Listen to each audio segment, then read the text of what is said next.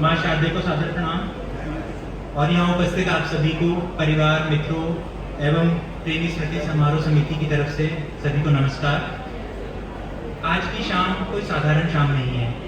बाहर चाहे जो कुछ भी हो रहा हो, इस सभागार में आप सभी के साथ यहाँ पर सिर्फ साहित्य समाहित है और आप सभी लोग उस साहित्य के लिए यहाँ एकत्रित हुए हैं। इसके लिए हमें अपार हर्ष है और हम आपका आभार व्यक्त करते हैं। स्वर्गीय श्री विशंबर साहेब प्रेमी जी की 127वीं जयंती के अवसर पर उनकी पावन स्मृति को मूर्तिमान करने के लिए इस यज्ञ रूपी काव्य संध्या के 33वें गरिमा वर्ष में आप सभी का स्वागत है। एक बात अक्सर कही जाती है, कहा जाता है कि किसी व्यक्ति का जीवन तभी सार्थक कहलाता है जब उसके जाने के बाद भी उसकी स्मृतियां जीवित रहे, और उससे भी बड़ा सौभाग्य तब होता है जब उनकी स्मृतियों को संचित करने के लिए आप सभी जैसे महानुभाव एकत्रित हों, स्वतः अपने आप किसी कार्यक्रम में आए। प्रेमी जी एक ऐसे ही व्यक्तित्व थे। वे निर्भीक पत्रकार थे, स्वतंत्रता संग्राम के अमर सेनानी थे, देश के सच्चे सेवक थे, हिंदी के सच्चे सेवक थे और एक संवेदनशील रचनाकार थे। परंतु उनके व्यक्तित्व को चंद पंक्तियों में समाहित करना आसान नहीं है। उन्होंने अपना पूरा जीवन स्वयं के लिए नहीं जिया, समाज के लिए जिया। उन्होंने अपना संपूर्ण जीवन राष्ट्र, संस्कृति, हिंदी साहित्य और समाज सेवा के लिए समर्पित कर दिया। उनके जीवन से परिचय कराने के लिए सबसे पहले मैं निवेदन करता हूँ बाबा जी के पौत्र और मेरे पिताजी श्री अजय प्रेमी जी से कि वो आए और बाबा जी के बारे में थोड़ा सा आपसे परिचय करें।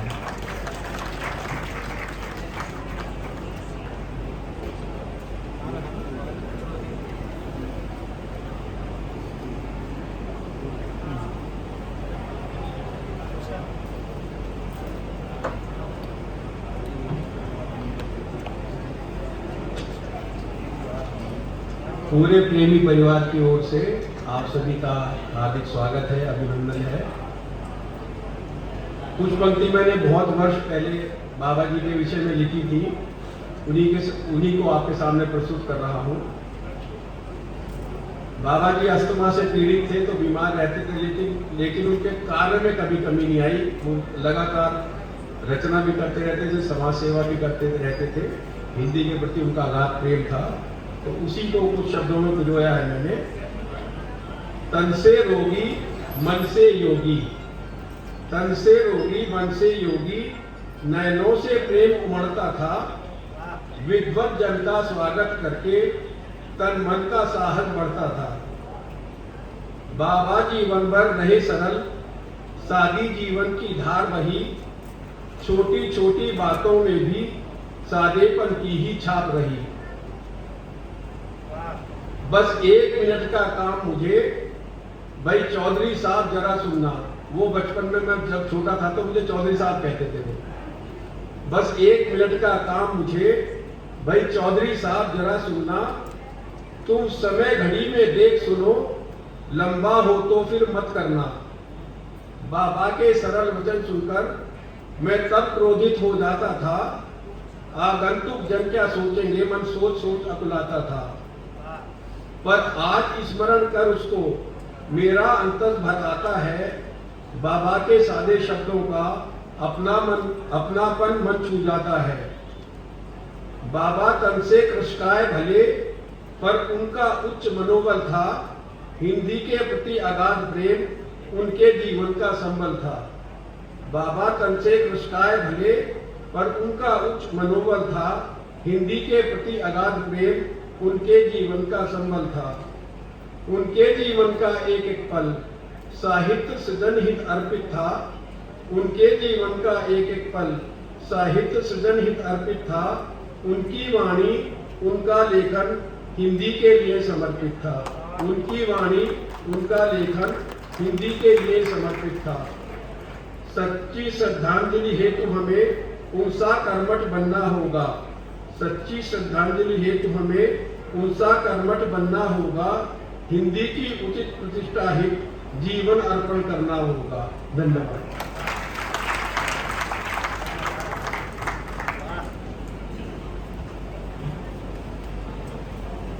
बहुत सुंदर, कितने सरल शब्दों में पिताजी ने बाबा जी के व्यक्तित्व से हमारा परिचय कराया। पर मैं आपका परिचय इस आयोजन से भी कराना चाहूँगा। एक बात आपको बताना चाहूँगा कि आज ये मंच, ये सभागार और आप सभी की उपस्थिति देखकर लगता है कि यह आयोजन हमेशा से बढ़ा रहा होगा, परंतु ऐसा नहीं है। इसकी शुरुआत घर के आंगन से हुई थी। कुछ लोग, कुछ कविताएं और बहुत सारा स्नेह। फिर हर साल कोई ना कोई जुड़ता गया। कभी किसी कवि का आशीर्वाद मिला, किसी श्रोता का प्रेम मिला और यह छोटा सा आयोजन आज यहाँ तक आ पहुंचा। इसलिए मैं यह नहीं कहूँगा कि यह प्रेमी परिवार का आयोजन है, यह आप सबका आयोजन है, यह हम सबकी साझी विरासत है। श्री प्रेमी जी की स्मृति में उनके विपुल साहित्य और कृतित्व को अक्षुण्ण रखने के लिए साहित्यकारों को प्रेरणा प्रदान करने की दिशा में यह हमारा एक छोटा सा प्रयास है।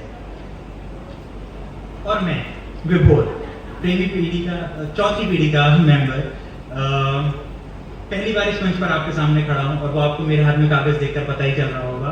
पिताजी ने इस बार मेरे को जिम्मेदारी दे दी है। आशा है आप सभी का स्नेह और आशीर्वाद मुझे निरंतर मिलता रहेगा। मेरे बारे में बस इतना ही। तो चलिए देर किस बात की, कार्यक्रम का विधिवत शुभारंभ करते हैं। किसी भी साहित्यिक कार्यक्रम की चमक उसके कवियों से होती है, परंतु उसकी दिशा करता है वह व्यक्ति जो अध्यक्ष के आसन को सुशोभित करता है। और आज हमारा सौभाग्य है कि अध्यक्ष के रूप में हमें एक ऐसी विभूति का सानिध्य प्राप्त हुआ है जिन्होंने आयुर्वेद, शिक्षा और शोध को अपना संपूर्ण जीवन समर्पित किया है। आदरणीय प्रोफेसर डॉक्टर सुनील कुमार जोशी जी। उत्तराखंड आयुर्वेद विश्वविद्यालय तथा दून विश्वविद्यालय देहरादून दोनों के वे पूर्व कुलपति रह चुके हैं। मर्म विज्ञान और मन चिकित्सा के क्षेत्र में केवल भारतीय नहीं, अंतरराष्ट्रीय स्तर पर भी प्रतिष्ठित विद्वान हैं। लगभग 4 दशकों तक उन्होंने चिकित्सा, अध्यापन और शोध के क्षेत्र में उल्लेखनीय योगदान दिया। उन्होंने 12 पुस्तकें लिखी, 50 से भी अधिक शोध पत्र प्रकाशित किए और देश विदेश के अनेक सम्मेलनों में भारत की आयुर्वेद परंपरा तथा मन विज्ञान का प्रतिनिधित्व किया। मृत्युंजय मिशन तथा जन चेतना जैसी संस्थाओं के माध्यम से उन्होंने समाज सेवा के क्षेत्र में भी बहुत महत्वपूर्ण कार्य किए हैं। मैं आदरणीय डॉक्टर जोशी जी से सादर निवेदन करता हूं कि वे आज की इस गरिमा में काव्य संध्या की अध्यक्षता स्वीकार करें तथा मंच पर पधारकर अपना आसन ग्रहण करें। और मैं आदरणीय सूर्यकांत जी से अनुरोध करूंगा कि वे अध्यक्ष महोदय जी को सम्मान पूर्वक मंच तक लेकर आए।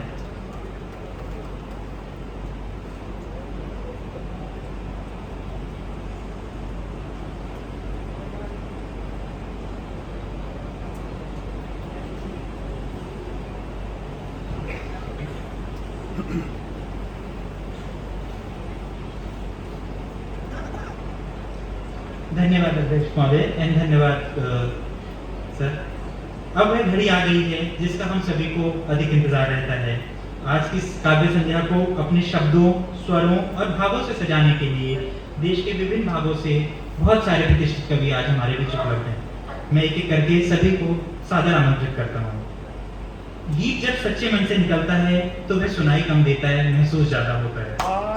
ऐसे ही भावपूर्ण गीतों के लिए विख्यात आदरणीय डॉक्टर विष्णु सक्सेना जी से निवेदन है कि वे मंच पर पधारें।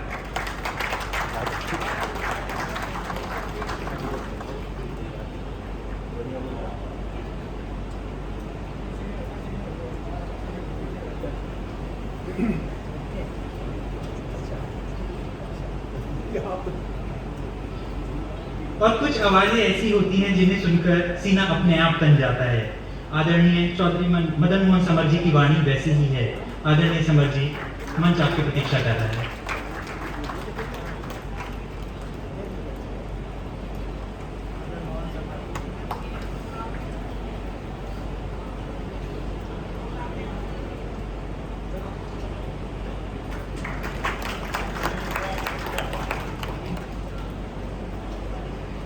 हम सभी जानते हैं कि हंसाना बहुत आसान लगता है, परंतु होता नहीं है।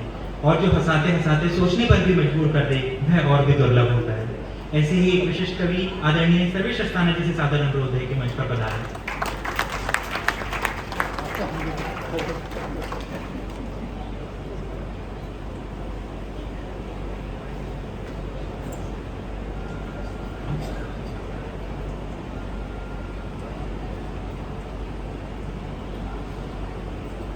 और अब कोच की नई पीढ़ी का एक भरोसेमंद नाम, जिनकी उम्र भले नहीं हो पर तेवर पुराने और पक्के हैं, आदरणीय राम बदावर जी, कृपया मंच पर पधारें।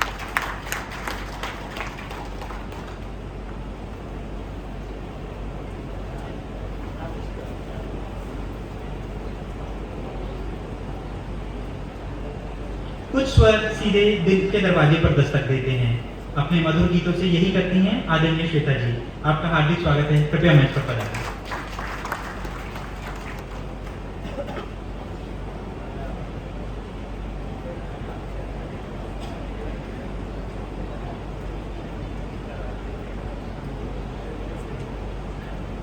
और अब नई पीढ़ी की एक संवेदनशील आवाज जो छोटी छोटी बातों में बड़ी बड़ी कविताएं ढूंढ लेती हैं, आदरणीय अल्पना आनंद जी, आपका हार्दिक स्वागत है, कृपया मंच पर पधारें।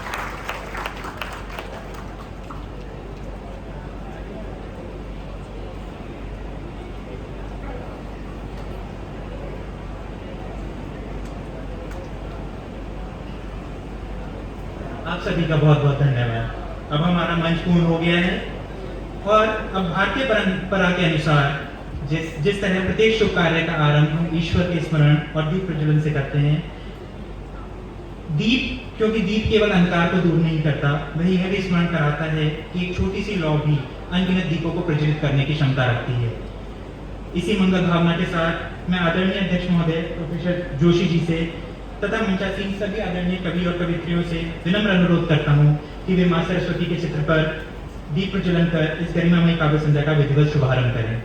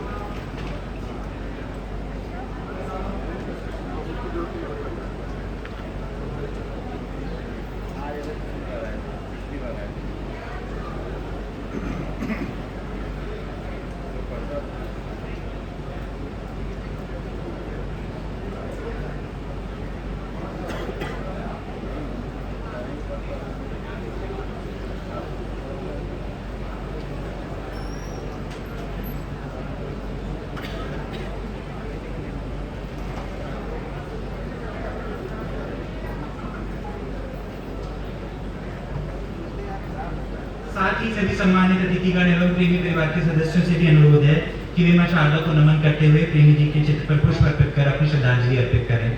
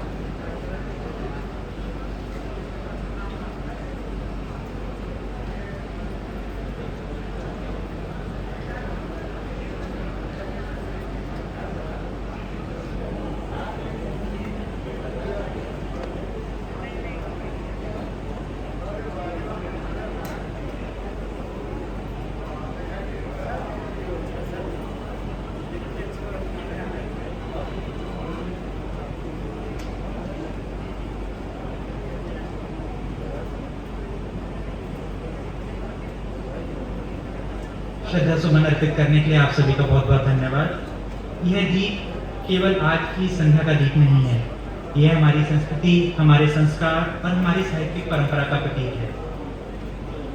कामना है कि साहित्य, संवेदना और संस्कृति की यह ज्योत आने वाली पीढ़ियों तक इसी तरह अलौकिक रहे।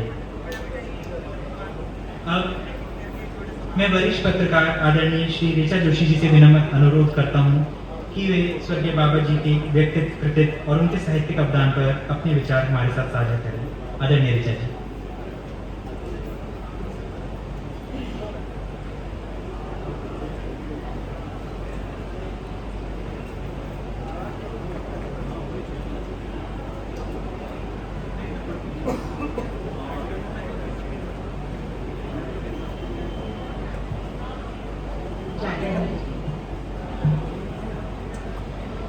कर्मयोगी बाबा जी को शत नमन और आप सभी का अभिनंदन। आज हम एक ऐसे विजेता का स्मरण कर रहे हैं जो कभी स्वार्थ से नहीं जिए, बल्कि पर कल्याण के लिए, परोपकार के लिए उन्होंने अपना पूरा जीवन लगा दिया। 75 वर्ष की अपनी जिंदगी में उन्होंने कभी भी अहंकार के वशीभूत होकर कोई काम नहीं किया या कभी लालच की भावना उनमें नहीं आई। अधिकार मिले तो उसे सेवा का माध्यम बनाया और शक्ति मिली तो उसका उपयोग संरक्षण के लिए किया। यूं तो प्रतिदिन लाखों लोग जन्म लेते हैं। बेशक उनका जन्म स्वेच्छा से नहीं हुआ, लेकिन उन्होंने अपना जीवन स्वेच्छा से जिया, व्यक्तित्व को एक आकार दिया और अपने अस्तित्व को साकार किया। समय की रेत पर अपने व्यक्तित्व के नक्श उभारे और महाप्रयाण के पूर्व इतिहास की इमारत पर अपने अस्तित्व की लकीरें उकेर गए। ऐसी ही अनमोल शख्सियत थे बाबू विश्वंभर सहाय प्रेमी जी, जो 19 जुलाई 1899 को जनपद गाजियाबाद के ग्राम फरीदनगर में जन्मे, लेकिन अपने कृतित्व से उन्होंने मेरठ की ऐतिहासिक पौराणिक धरती को नया जीवन दिया, पूरे देश को गरिमा प्रदान की। पिता लाला बाबूराम और माता सोना देवी को शायद ही कभी ये भान हुआ होगा कि उनकी कोख से जन्म लेने वाला ये बच्चा उनके गांव का, उनके परिवार का, उनके कुल का गौरव बनेगा और भारतवर्ष का कल्याण करने वाला साबित होगा। इस दुनिया में जो कुछ करने आते हैं वे अपने साथ कठिनाइयों की, संघर्षों की गठरी भी लेकर आते हैं। बालक विश्वंभर सहाय को सूरज बनकर चमकना था, इसलिए नियति उन्हें बचपन से ही अपनी कसौटी पर घिसने लगी थी। 5 वर्ष की आयु में माँ से बिछोह हो जाने के बाद दादी माँ ने उन्हें पाला, लेकिन दादी का स्नेह सुख भी ज्यादा दिन टिक ही नहीं पाया। 11 वर्ष की उम्र में दादी भी अलविदा कह गई। ये उन पर दूसरा वज्राघात था। अपनी पढ़ाई जारी रखने हेतु 16 वर्ष की उम्र में उन्होंने मेरठ स्थित मिशन स्कूल में दाखिला लिया।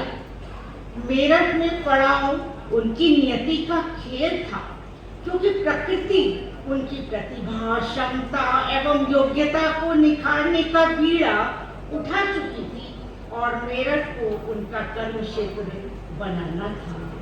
उनकी प्रतिभा का पहला स्फुरण उस समय हुआ जब उनके द्वारा बनाई गई पहली पेंटिंग मेरठ के ऐतिहासिक मेला नौचंदी की प्रदर्शनी में प्रदर्शित की गई। 1920 में महात्मा गांधी के आह्वान पर उन्होंने पढ़ाई को तिलांजलि दे दी और छात्र हड़ताल में शामिल हो गए। गांधी जी के आदर्शों को उन्होंने अपने जीवन में उतारा और हृदय में राष्ट्रभक्ति का आमरण धारण कर लिया। कस्बा फरीदनगर के ही कुछ और स्टूडेंट्स भी मेरठ पढ़ने के लिए आए थे। वे सभी एक साथ एक निवास में रह रहे थे।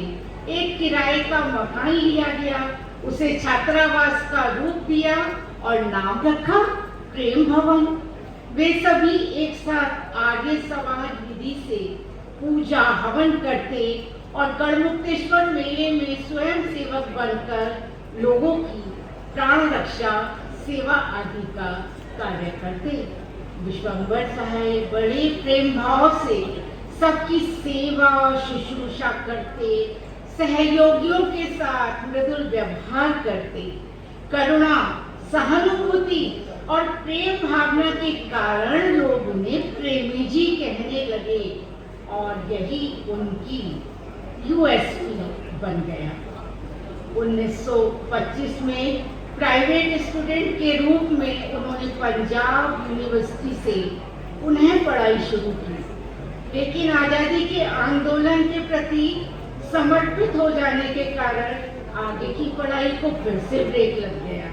पर जेल में रहकर संघर्ष करते हुए उन्होंने स्वाध्याय के बल पर अपनी मेधा को, लेखन क्षमता को इतना विकसित कर लिया कि आगे चलकर वे हिंदी के प्रतिष्ठित कवि, साहित्यकार, चिंतक, विचारक और पर्यटक बनकर उभरे। पढ़ते पढ़ते प्रेमी जी पत्रकारिता को अपने जीवन से जोड़ चुके थे। उन्होंने मातृभूमि साप्ताहिक पत्र और तपोभूमि मासिक का प्रकाशन प्रारंभ किया।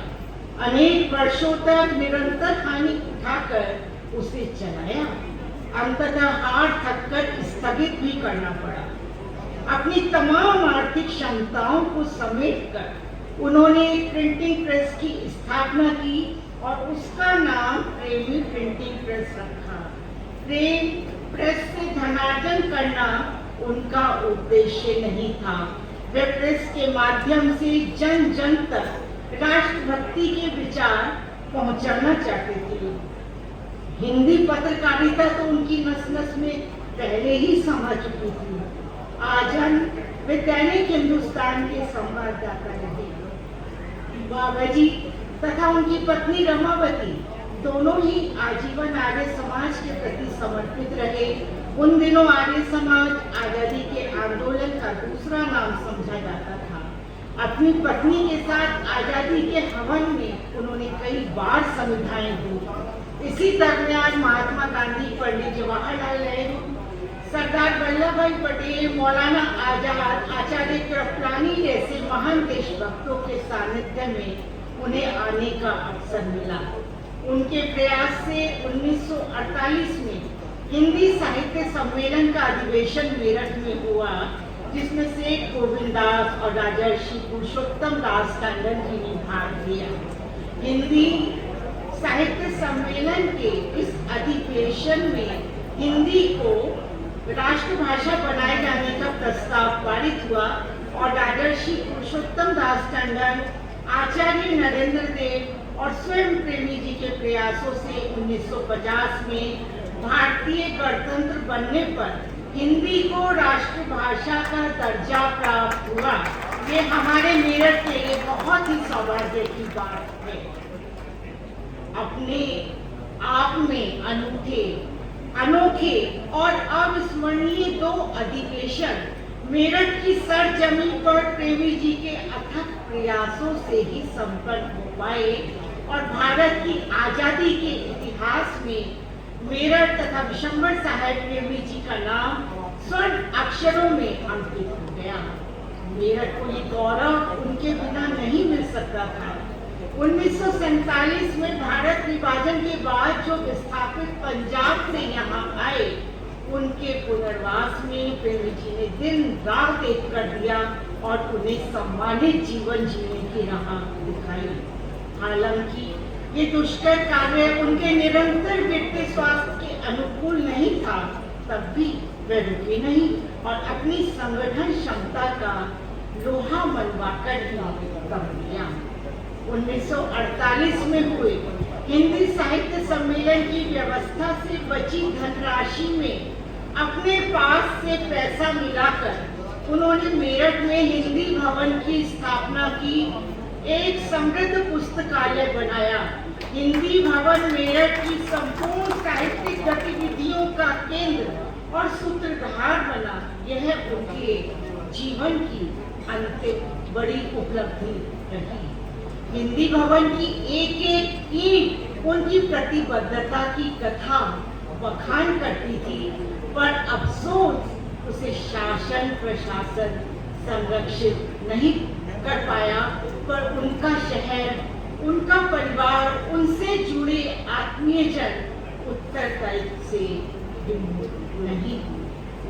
कहते हैं ना कि जिन लोगों का तौर तरीका अच्छा होता है, जिन लोगों का तौर तरीका अच्छा होता है, उनके घर का बच्चा बच्चा अच्छा होता है। जिन लोगों का तौर तरीका अच्छा होता है, उनके घर का बच्चा बच्चा अच्छा होता है। तो बाबूजी, आप बिल्कुल निश्चिंत रहिए, आपके लाडले चौधरी तड़ी नहीं देते।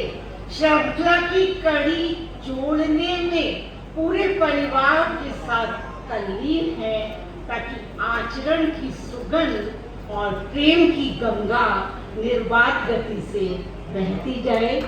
पुनः पुनः मैं बाबूजी को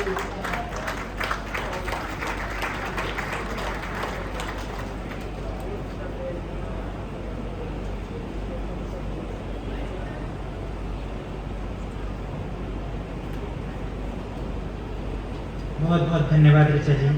आपके विचारों ने बाबा जी के व्यक्तित्व की अनेक मधुर स्मृतियों को पुनः सजीव कर दिया।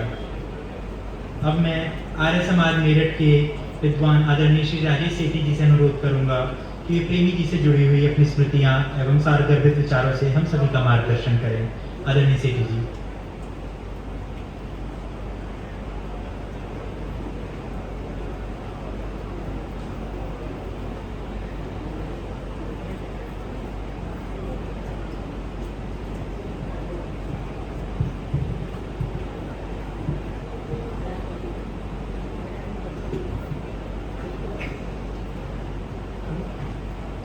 ओम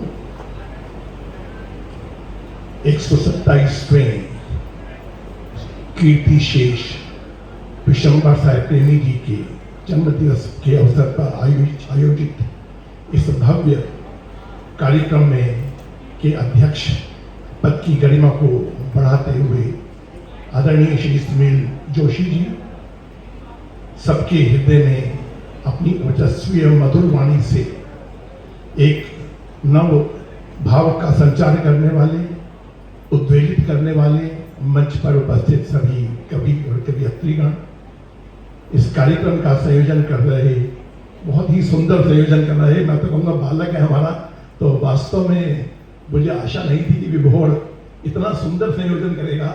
निश्चित रूप से उसने जो पारिवारिक परंपरा है उसका निर्वहन करते हुए बहुत ही सुंदर रूप में इस आयोजन को कर रहा है। और यहाँ पर उपस्थित सभी राष्ट्र प्रेमी, धर्म प्रेमी, शुद्धि श्रोतागण, श्रद्धेय प्रेमी जी के व्यक्तित्व पर जब हम चिंतन करते हैं, जब उस पर दृष्टिपात करते हैं, तो सहज ही उनके प्रति हमारी श्रद्धा भावना निरंतर बढ़ती जाती है।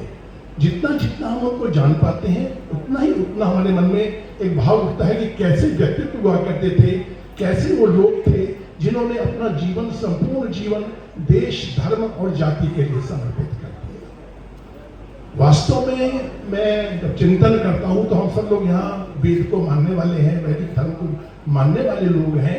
तो मुझे वेद का एक मंत्र है जो कि ऋग्वेद के पहले मंडल के 13वें सूक्त का 9वां मंत्र है, इडा मही सरस्वती तिस्रो देवी मयोर भव। इसका अर्थ ये होता है कि भाषा, मही, भूमि और ज्ञान प्रवाह, ये तीनों हमारे लिए कल्याणकारी सिद्ध हो, ये तीनों हमारा कल्याण करें, निरंतर हमारे को उन्नत करें। परंतु ये उन्नत कब कर पाते हैं? जब इनका संरक्षण होता है, जब इसका संवर्धन होता है। जितना जितना हम भूभाषा का, ज्ञान का और इस राष्ट्र भूमि का संवर्धन करेंगे, उतना ही हमारे लिए कल्याणकारी होगा। और हम देखते हैं प्रेमी जी के जीवन से कि उन्होंने इन तीनों के लिए अपना जीवन समर्पित कर दिया। उस महान व्यक्तित्व ने क्या देखा? राष्ट्रभाषा, इस राष्ट्र की भूमि और इस राष्ट्र के ज्ञान परंपरा और संस्कार और इसकी संस्कृति, इसके संवर्धन के लिए उन्होंने जीवन समर्पित कर दिया। और वास्तव में देखा जाए तो वो एक सन्यासी थे जिन्होंने लोकेशना, पुत्रेशना और वित्तेशना से ऊपर उठकर अपना संपूर्ण, कभी भी परवाह नहीं की व्यक्तिगत संपत्ति की, व्यक्तिगत धन की, व्यक्तिगत उन्नति की, मात्र समाज एवं राष्ट्र के लिए अपना जीवन दिया। ऐसे व्यक्तित्व को जब हम स्मरण करते हैं तो निश्चित रूप से इन कार्यक्रमों का उद्देश्य होता है कि हम उनके जीवन से प्रेरणा प्राप्त करें। किस प्रकार का उनका जीवन था, किस प्रकार से उन्होंने एक मार्गदर्शन दिया। मैं देखता हूं कि 3 चीजें मही राष्ट्र की भूमि के लिए, उस समय जब भारत अंग्रेजों के पराधीनता के लोहपाश में जकड़ा हुआ था, ये भूमि पूर्णतः करहा रही थी उनके अत्याचारों से। ऐसे अवसर पर उन्होंने गांधी जी से प्रेरणा ली और गांधी जी से प्रेरणा लेकर सत्याग्रह का दूर बजाया। जहां देखते हैं भाषा की बात, तो अपनी भाषा, अपने की उन्नति के लिए, के उत्थान के लिए उन्होंने हिंदी साहित्य को बहुत समृद्ध किया। 69 पुस्तकें उन्होंने लिखी, देश काल परिस्थिति के अनुरूप उस समय की जो परिस्थितियां थी, उस समय जो जिस काल में वह जी रहे थे, उस काल में क्या परिस्थितियां थी, उसी के परिवेश में उन्होंने बहुत सुंदर अपने साहित्य का सृजन किया और जनमानस को एक मार्ग दिखाया। और संस्कृति और ज्ञान प्रवाह के लिए उन्होंने महर्षि देवदयानंद के अपना जो है गुरु बनाया और उन आर्य समाज रूपी वटवृक्ष की छाया में उन्होंने उसके संवर्धन के लिए कार्य किया। उनका जीवन वास्तव में बहुआयामी था। मैं पढ़ रहा था अभी कि जब 1943 में वो जेल में थे, तो उस समय आप देखिएगा कि हमारे भारत का जो स्वराज्य दिवस, प्रथम स्वतंत्रता दिवस मनाया जाता था, जब रावी के तट पर लाहौर में 1930 में कांग्रेस ने घोषणा की पूर्ण स्वराज्य की लिए, और उसी के आधार पर प्रत्येक वर्ष 26 जनवरी को ही यह दिवस मनाया जाता था। तो उस समय वो जेल में थे, जेल में तिरंगा ले जाना संभव नहीं था, परंतु फिर भी उन्होंने रंग मंगा के कपड़े को रंग कर और वहां पर भी उन्होंने 26 जनवरी को ध्वजारोहण किया। ये अपने आप में एक विशेष बात थी। उस काल में कहां संभव था ये? अंग्रेजों के अत्याचारों की, अंग्रेजों की जो उनकी नीतियां थी, जिस प्रकार से वो हमें पर दलित कर रहे थे, उस स्थिति में आकर भी उन्होंने कभी पूर्ण साहस से यह कार्य किया। मैं उनके जीवन को देखता हूं तो लगता है कि उनके जीवन में खाली एक ही कार्य था, राष्ट्र का कल्याण। एक महर्षि देवदयानंद के 2 थे, एक हाथ में वेद है और दूसरे हाथ में राष्ट्र है। उन दोनों का समन्वय बनाकर उस महर्षि देवदयानंद ने जो मार्ग दिखाया, उसी मार्ग का अनुगमन करते हुए उन्होंने वास्तव में जो वेद मंत्र की भावना है, चूंकि वह वेद अनुरागी थे, वेद मर्मज्ञ थे, वेदों को जानने वाले थे, उसकी भावना के अनुरूप उन्होंने अपने जीवन में इन चीजों को अंगीकार किया और अपने जीवन को श्रेष्ठतम रूप से बनाकर इस राष्ट्र को जो अपनी अथाह धरोहर सौंपी, काव्य के रूप में या अपनी साहित्य के रूप में, वह अपने आप में अनुपम है। ऐसे व्यक्तित्व को हम स्मरण कर रहे हैं तो निश्चित रूप से वह व्यक्तित्व अपने आप में कुछ विशेष होगा, जिसके कारण से हम उन्हें स्मरण कर रहे हैं। सामान्यतः कोई किसी को स्मरण नहीं करता, स्मरण तभी किया जाता है जब उसमें गुण होते हैं, और उन गुणों के कारण ही हम उन्हें स्मरण कर रहे हैं। क्योंकि व्यक्ति का जो क्या है, व्यक्तित्व क्या है? व्यक्तित्व है कि गुणों का समावेश कितना है उसके अंदर, और जितने जितने उनके अंदर गुण थे, उन गुणों के आधार पर हम देखते हैं कि उन्होंने आर्य समाज के लिए जो कार्य किया। 1921-22 वर्ष की उम्र, युवा, जिस समय व्यक्ति आदमी पूरा आह्लादित होता है, राग रंग में मस्त होता है, उस काल में, उस समय में वह व्यक्ति क्या कर रहा है? राष्ट्र के आराधन कर रहा है, आर्य समाज का कार्य कर रहा है। युवा आर्य कुमार सभा का मंत्री है। 1925 में जब महर्षि देवदयानंद की शताब्दी मनाई गई मथुरा में, जिसमें कि 8 लाख लोग उपस्थित थे। 8 लाख आज कहना आसान है, उस काल में जब भारत की आबादी कुल 30 करोड़ थी, उस 30 करोड़ आबादी में 8 लाख लोग उस कार्यक्रम में उपस्थित थे और उस कार्यक्रम को संभालने के लिए उन्होंने अपनी पूर्ण समर्पण भावना से कार्य किया। इसके अतिरिक्त आगे जब भी यहाँ मेरठ में बड़े बड़े कार्यक्रम होते थे, मेरठ क्रांति भूमि रही है, मेरठ का भारत के इतिहास में एक विशिष्ट स्थान है और इस स्थान में उन्होंने बहुत बड़े बड़े जो कार्यक्रम किए, उन कार्यक्रमों के संयोजन में, संचालन में, उन कार्यक्रम को आगे बढ़ाने में और समाज सेवा में उन्होंने बढ़ चढ़कर भाग लिया। सामान्यतः लोग कहाँ तक परिवार मानते हैं? लोग मानते हैं कि परिवार सीमित रहते हैं, सामान्य व्यक्ति समाज के लिए भी आदमी को काम करता है तो बहुत सीमित कार्य करता है, पहले उसकी प्राथमिकता क्या होती है? परिवार। परंतु उनके लिए तो समस्त भारत ही परिवार था। उनके मन में एक भावना थी कि इस वसुधैव कुटुंबकम की भावना से, सर्वे भवन्तु सुखिनः की कामना से उन्होंने आजीवन कार्य किया। तो ऐसे व्यक्तित्व को आज नमन कर रहे हैं, स्मरण कर रहे हैं, तो हम सबका कर्तव्य बनता है कि हम उनकी जो आदर्श हैं, उनकी तरह स्थापित जो मानदंड हैं, उन मानदंडों के अनुरूप अपने जीवन को आगे बढ़ाएं। उनका वास्तव में हमारे पे ऋण है। उस ऋण से पूर्ण तभी हो सकते हैं जो उन भावनाओं से, जिन भावनाओं को लोग जीवन में आगे बढ़े, उन भावनाओं को आगे बढ़ाने का प्रयास करें, तो यही हमारी उनके प्रति सच्ची श्रद्धांजलि होगी। और वास्तव में ये प्रेमी परिवार अपनी पूर्ण निष्ठा से इस कर्तव्य पालन को निर्वहन कर रहा है, क्योंकि वो जानते हैं, वो मानते हैं कि उनका जो कर्तव्य है, उस कर्तव्य को वो अपने आदर्श के रूप में, धर्म के रूप में स्वीकार करते हैं, इसलिए वो इस प्रकार के आयोजन करते हैं। और देखिए, कहते हैं यस्य कीर्ति सजीवति, जिसकी कीर्ति है वही जीवित है। और वास्तव में आज विशंबर साहब प्रेमी जी की कीर्ति है, तो चाहे वो शारीरिक रूप से यहाँ पे हमारे पास नहीं है, परंतु उनके चिंतन, उनके विचार, उनके द्वारा दी गई दिशा वह आज भी जीवित है और हम सबको अनुप्राणित करती रहेगी। मैं आज इस अवसर पर इस महान आत्मा को नमन करता हूँ और परमपिता परमात्मा से प्रार्थना करता हूँ कि हम सबको बल दें कि उनके द्वारा दिखाए गए मार्ग पर आगे बढ़कर हम अपने जीवन को श्रेष्ठ और पवित्र बना सकें। ओम शांति।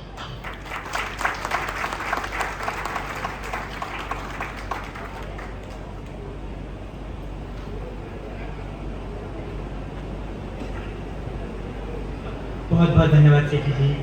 आपके प्रेरक विचारों ने इस कार्यक्रम को, इस संध्या को और भी अधिक अर्थपूर्ण बना दिया है। अब मैं कार्यक्रम को एक थोड़ी सी अलग दिशा में ले जाना चाहूँगा। अभी तक हम मेरे पिताजी के बाबा जी की बात कर रहे हैं, पर हम मेरे बाबा जी की याद में भी कुछ कार्यक्रम के बीच में कुछ करते हैं, प्रतिवर्ष करते हैं, क्योंकि हमारा मानना है कि किसी भी समाज का भविष्य उसकी नई पीढ़ी के हाथों में होता है और उस भविष्य पर विश्वास करने का सबसे सुंदर माध्यम है प्रतिभा का सम्मान। और इसी प्रतिभा के सम्मान के लिए विगत 18 वर्षों से हम स्वर्गीय रत्न कुमार प्रेमी मेधावी छात्र सम्मान के रूप में प्रतिभाशाली विद्यार्थियों को नकद पुरस्कार और प्रमाण पत्र प्रदान कर सम्मानित करते आ रहे हैं। इस वर्ष यह पुरस्कार सीताराम कन्या जूनियर हाई स्कूल फरीदनगर के 29 मेधावी छात्र छात्राओं को प्रदान किया जा रहा है। किन्हीं कारणवश जिन शिक्षिका को विद्यालय से आना था इन सभी प्रमाण पत्रों को कलेक्ट करने के लिए, वो नहीं आ पाई हैं, तो इसलिए मेरा अनुरोध है मेरी बहन सुरभि प्रेमी से कि वो इन छात्रों के आगे हैं। मुझे अभी ज्ञात हुआ है कि राखी मैम आ गई हैं विद्यालय से, तो अगर वो मंच पर आ पाएँ तो मंच पर आकर यह सम्मान ग्रहण करें। और मेरा अनुरोध है कल्पना जी से, क्योंकि वह स्वयं भी शिक्षा के क्षेत्र से जुड़ी हुई हैं, कि वह ये प्रमाण पत्र बच्चों के लिए मैम को प्रदान करें।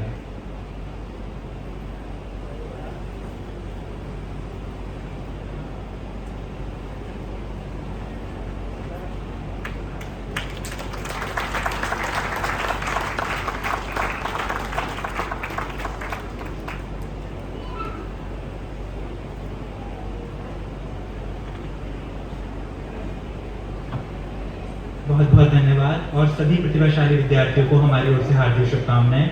उनको उनके ये प्रशस्ति पत्र 15 अगस्त के कार्यक्रम में, स्वतंत्रता दिवस के कार्यक्रम में उनके विद्यालय में पहुंचा दिए जाएंगे। ईश्वर करे ये सभी छात्र निरंतर प्रगति करें और राष्ट्र का और परिवार का नाम गौरवान्वित करें। देवी और सज्जनों, आप सभी जानते हैं कि सम्मान किसी व्यक्ति का नहीं होता, सम्मान उसकी साधना का होता है।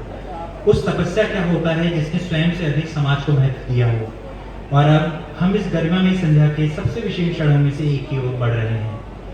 इस वर्ष का स्वर्गीय श्री विशंबर साहेब प्रेमी काव्य सम्मान ऐसे प्रतिष्ठित कवि को समर्पित किया जा रहा है जिनकी कविता में राष्ट्र प्रेम भी है, स्वाभिमान भी है और भारतीय संस्कृति की सशक्त अभिव्यक्ति भी है। आदरणीय चौधरी मदन मोहन समर जी। मैं आदरणीय समर जी से अनुरोध करता हूँ कि वे मंच के मध्य में पधारें और साथ ही आदरणीय अध्यक्ष महोदय से विनम्र निवेदन है कि वे शॉल व स्मृति चिन्ह भेंट कर समर जी का स्वागत करें।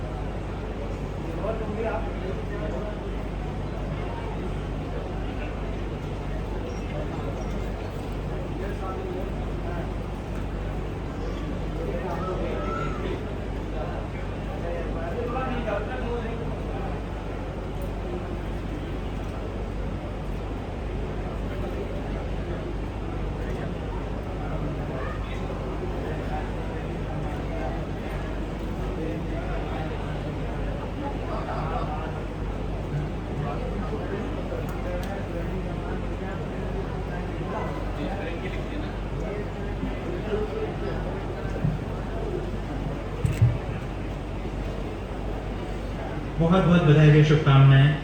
अब मैं आदरणीय समर जी से निवेदन करूंगा कि वे इस सम्मान और आयोजन के संबंध में अपने विचार हम सभी से साझा करें।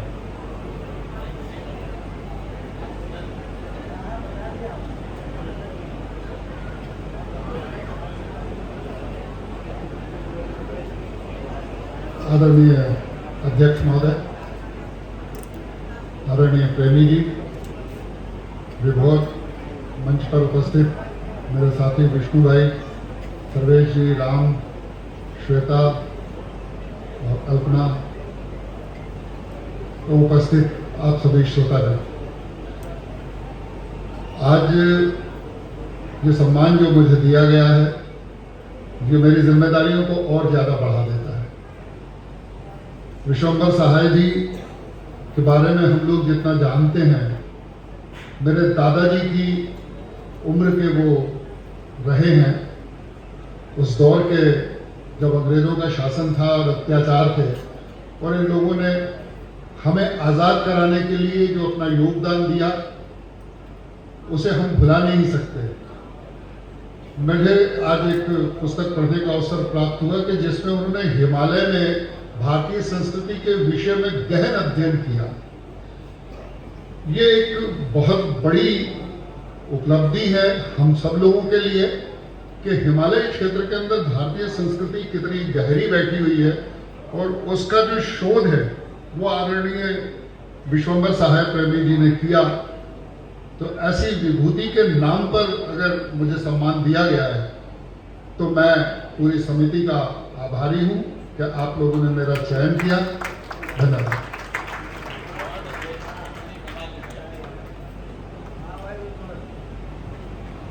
बहुत बहुत धन्यवाद समर जी।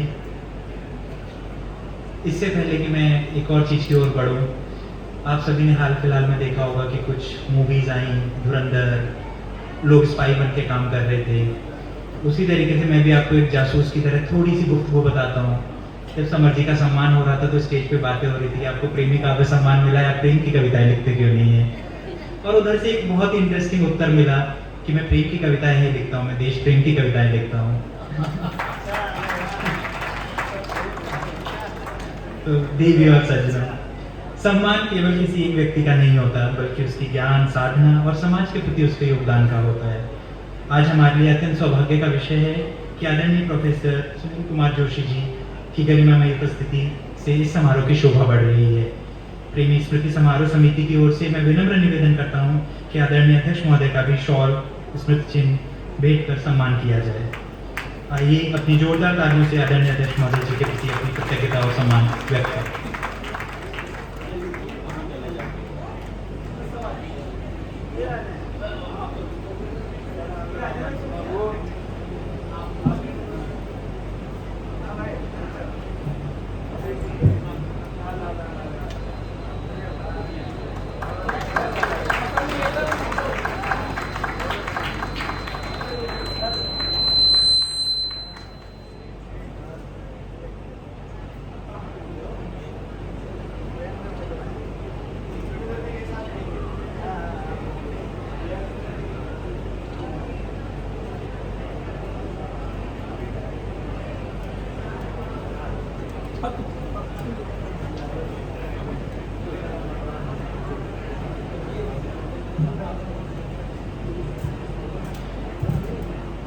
अब मैं आदरणीय अध्यक्ष महोदय जी से विनम्र निवेदन करता हूँ कि वे भी अपने आशीर्वचनों एवं अध्यक्षीय उद्बोधन द्वारा हम सभी का मार्गदर्शन करें। सभी को मेरा सादर नमस्कार। मैं सबसे पहले आदरणीय अजय प्रेमी जी का हृदय से आभार व्यक्त करना चाहूँगा कि उन्होंने मुझे इस भव्य और दिव्य कार्यक्रम में उपस्थित होने का एक अवसर प्रदान किया। जब प्रेमी जी ने मुझे इस कार्यक्रम की अध्यक्षता के लिए एक तरह से निर्देश किया तो मेरा ये प्रश्न था कि कवियों के बीच में मेरा क्या काम। मैंने कहा मैं एक श्रोता के रूप में आप लोगों के बीच में उपस्थित होऊंगा, लेकिन उन्होंने कहा कि नहीं आपको आना है।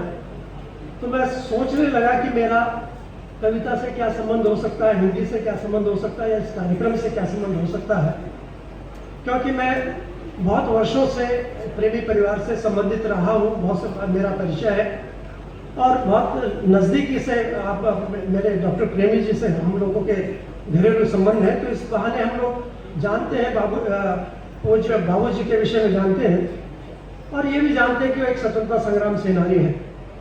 मेरे पूज्य पिताजी भी स्वतंत्रता संग्राम सेनानी थे। तो मुझे लगा कि इस कार्यक्रम में आकर यदि मैं उनको श्रद्धांजलि दे पाऊंगा तो निश्चित रूप से मैं अपने को धन्य समझूंगा।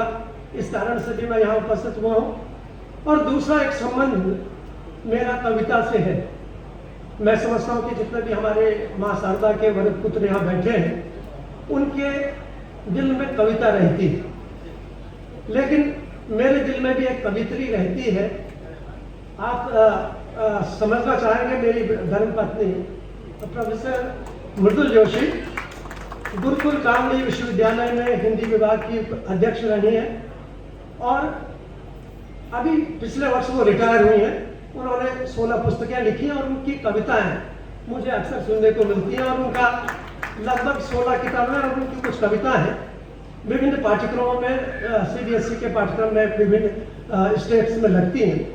तो मेरा कविता से ये संबंध है। तो मैं कह रहा था कि भाई कविता आप करती हो, अध्यक्षता मुझे करने को मिल रही है, तो मुझे लगता है कि इनकी कविताओं का या इनके जो साहित्य की साधना है उसका फल मुझे मिल रहा है। जब भी ये कोई पूजा या कोई आयोजन करती है तो उसके बाद मुझे कुछ न कुछ उपलब्धि होती है। तो मैं कहता हूँ कि प्रयास आप करती हो, फल मुझे मिलता है।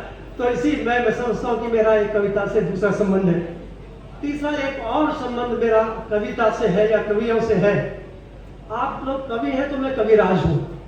चिकित्सक को कविराज कहा जाता है। तो कविराज के रूप में मैं आप लोगों के उपस्थित हूँ और मैं समझता हूँ कि मेरा ये सौभाग्य है कि मैं इतनी मेरठ की इतनी सुधी जनता के मध्य में मुझे उपस्थित होने का सौभाग्य मिला।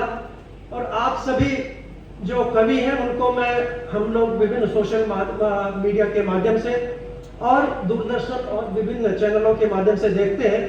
आज आप सभी के बीच में उपस्थित होने का मुझे सौभाग्य मिला।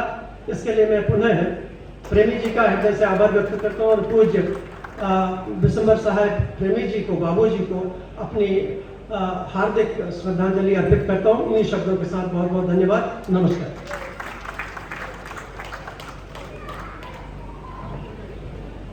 बहुत बहुत धन्यवाद अध्यक्ष महोदय जी।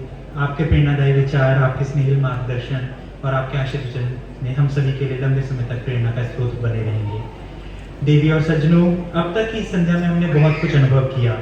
श्रद्धा भी, स्मृतियां भी, प्रतिभा का सम्मान भी और अपने वरिष्ठ जनों के प्रेरणादायी विचार भी। और अब वह बहुप्रतीक्षित क्षण आ गया है जिसकी प्रतीक्षा आप सभी को थी। अब शब्द उत्सव बनेंगे, भाव स्वर बनेंगे और कविता अपने समस्त रंगों के साथ इस संध्या को अविस्मरणीय बना देगी। आगे की संपूर्ण काव्य संध्या का संचालन करेंगे देश के सुप्रसिद्ध हास्य कवि, अत्यंत लोकप्रिय मंच संचालक और अपने सहज, विनोदी तथा प्रतिभाशाली संचालन के लिए विख्यात आदरणीय श्री सर्वेश अस्थाना जी। मैं पूरे आदर और सम्मान के साथ आज की इस काव्य संध्या का मंच उन्हें समर्पित करता हूँ। आप सभी से अनुरोध है कि जोरदार तालियों के साथ उनका स्वागत करें। सर्वेश जी, मंच अब आपका।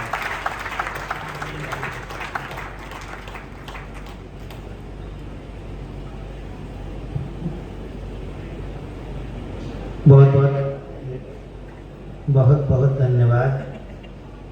अब ठीक है, थोड़ी सी तालियां बजाइए, थोड़ी सी। आज मैं दूसरी बार इस कार्यक्रम में आया हूँ। पहली बार मैं संभवतः 2015 में या 2016 में आया था, और आज तब यहाँ पर संख्या कम थी, कोई कारण हो गया था तो मुश्किल से 100 लोग थे, लेकिन आज बहुत ज़्यादा लोग हैं। उसका कारण हमें नहीं पता क्या है, लेकिन थोड़ा थोड़ा दिखा था मुझे। जब मैं घुस रहा था तो बाईं तरफ भी एक पंडाल मुझे दिखा था, शायद वो असली कारण होगा। एक बार इस बात पर भी थोड़ी सी तालियां हो जाए। बहुत समय से हम लोग चल रहे हैं। प्रिय विभोर ने आज इतना शिष्ट और इतना अच्छा और इतना सांस्कृतिक और इतना खूबसूरत संचालन किया है कि मेरा मन ये कह रहा है कि आपसे मैं ये अपील करूं कि प्रिय विभोर के लिए एक बार जोरदार तालियां, वास्तविक तालियां होनी चाहिए। मुनव्वर राना बहुत बड़े शायर हुए, सूर्यकांत जी। मुनव्वर राना ने कहा कि नए कमरों में अब चीजें पुरानी कौन रखता है। सबको पता है ये कथा जो उनकी है। नए कमरों में अब चीजें पुरानी कौन रखता है, परिंदों के लिए कुंडों में पानी कौन रखता है। यही वो लोग हैं जो थामे हैं गिरती हुई दीवार को, वरना सलीके से बुजुर्गों की निशानी कौन रखता है। निश्चित तौर पर हम अभिभूत हैं। देश में बहुत कम ऐसे परिवार होंगे जो चौथी पीढ़ी भी अपने परदादा को जीवित रखने का प्रयत्न कर रही है। मैंने सारे संबोधन बहुत ध्यान से सुने। बहन जी जो बोल रही थी, जो कागज पर लिखकर लाई थी, उसको सुनकर तो मैं अद्भुत आश्चर्य में पड़ गया कि एक व्यक्ति मल्टी डायमेंशनल किस तरह से हो सकता है। ये अगर देखना हो तो विश्वम्भर प्रेमी जी का व्यक्तित्व देखना पड़ेगा। मेरे पास समय कम है क्योंकि कविता पाठ शुरू होते होते 9 बज गया है, और मुझे ये नहीं पता है कि ये कवि सम्मेलन कितनी देर तक चलाना है, लेकिन मुझे लगता है कि हम लोग अच्छा और संक्षिप्त तो मैं नहीं कहूँगा, लेकिन अपना प्रभावशाली काव्य पाठ करें। ये कवि सम्मेलन 2 मायनों में बहुत महत्वपूर्ण है। एक तो एक ऐसे व्यक्ति का हम स्मरण कर रहे हैं जो क्रांति दूत था। आज दूसरी वजह और भी है मुझे बहुत खुश होने की कि आज प्रेम दूत का भी स्मरण दिवस है, महाकवि गोपाल दास नीरज का भी आज स्मरण दिवस है। तो ये अद्भुत हो जाता है। जहां पर अध्यक्षता कविराज कर रहे हो हमारे आदरणीय जोशी जी, ये भी मैंने देख लिया आज, ये सिद्ध हो गया कि आदमी चाहे 2 बार कुलपति रह चुका हो, चाहे वो अस्पताल का अधीक्षक रह चुका हो, वो पत्नी से डरता जरूर है। भाभी जी सामने बैठी है, जब वो बोलने खड़े हुए तो मैंने उनका चेहरा देखा, उन्होंने ऐसी आंख तरेरी थी कि आदरणीय कुलपति महोदय को उनकी प्रशंसा करनी पड़ी। हम लोग सारे कभी यही करते हैं जिंदगी में, और आप सब लोग भी यही करते हैं। तो जोशी जी ने कोई नया काम नहीं किया है, बस एक बार ताली बजा करके हम पत्नी भक्तों का थोड़ा सम्मान हो जाए तो ये कोई सम्मेलन ठीक ठाक चलता रहेगा। परिचय मैं जब कविता करने के लिए कवि को बुलाऊंगा तब उसका मैं परिचय कराता चलूंगा। ये आज जो सरस्वती वंदना होनी है वो भी नए तरीके से होनी है। विष्णु भैया, हम आज पहली बार ये देखने जा रहे हैं कि जिस परिवार के द्वारा आयोजित है कवि सम्मेलन, उसी परिवार के द्वारा सरस्वती वंदना भी प्रस्तुत की जाएगी, और उसमें भी 3 पीढ़ियां एक साथ शामिल हो रही हैं। सरस्वती वंदना प्रेमी परिवार करेगा। अजय प्रेमी जी की पत्नी आदरणीय भाभी जी श्रीमती दीप्ति प्रेमी जी, उनकी बेटी सुरभि और सुरभि की बेटी मिशा, ये 3 लोग मिलकर के सरस्वती वंदना करेंगे। हम इन तीनों को सादर आमंत्रित करते हैं मंच पर आए और सरस्वती वंदना प्रस्तुत करें। आप लोग जरा खुलकर तालियां बजाएं, इसको महोत्सव बनाइए, उत्सव। आइए।